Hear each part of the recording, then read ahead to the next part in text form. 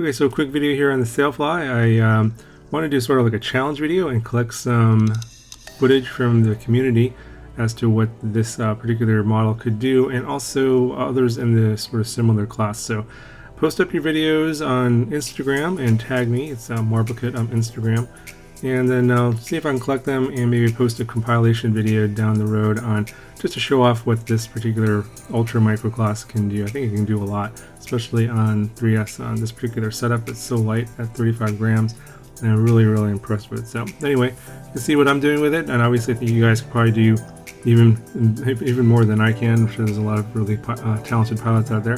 So yeah, post up your videos and tag me on Instagram, and let's see what this thing can do.